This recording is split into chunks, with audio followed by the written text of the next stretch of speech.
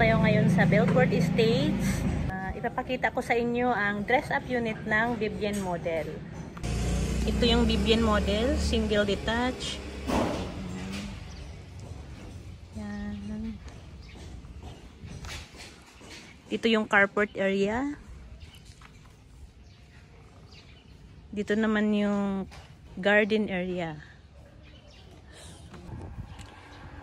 So, pasok tayo sa loob. Ayan. Ito yung living area. Ayan, ganda.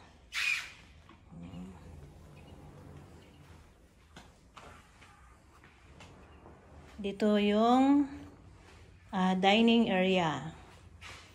Ilang seaters ba to? 6.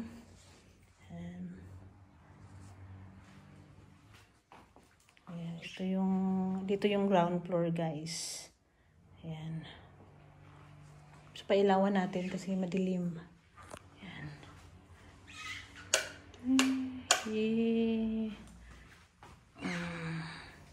Buksan natin yung curtain.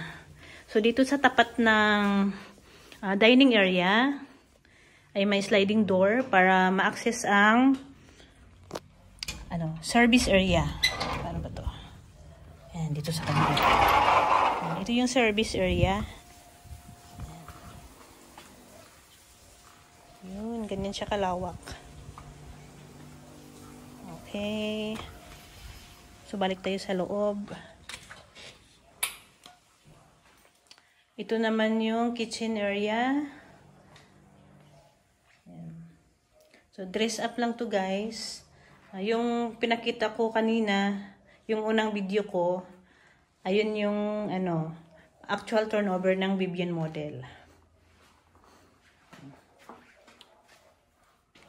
May kitchen island din siya dito sa gitna.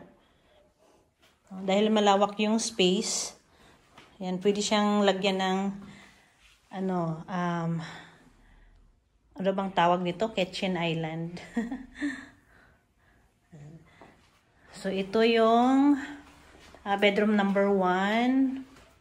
Ayan. Pwede siyang bedroom, pwede siyang pantry. Ayan. So, sa gilid naman ay ang toilet and bath.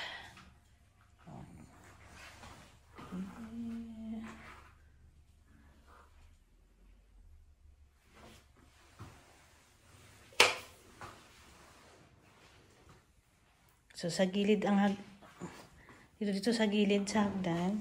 So, akyat tayo.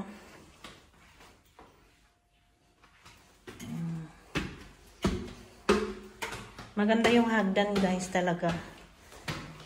Safe siya, akyatan. Safe siya sa mga bata at saka matanda. Ayan. So, dito yung bedroom number 2 sa gilid. Pwede sa mga boys. Ayan, dito naman yung cabinet. Bedroom number 3. Ayan. Pwede sa mga girls, sa mga anak niyong babae. Dito naman yung closet.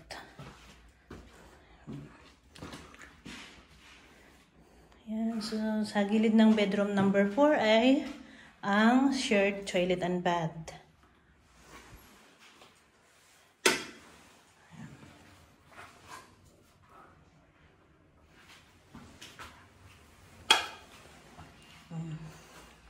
So bedroom number 4.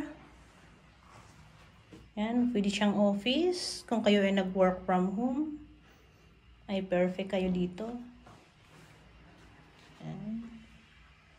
So, finally, pasukin natin ang master bedroom. Ayan.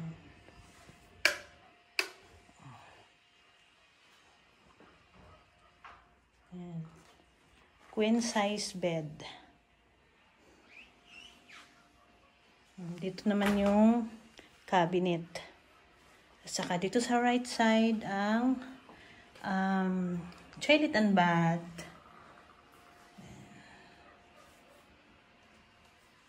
So, kung nagustuhan ninyo ang unit na ito, ay mag-direct message kayo sa akin para mai-assist ko kayo, para kayo ay makapunta dito.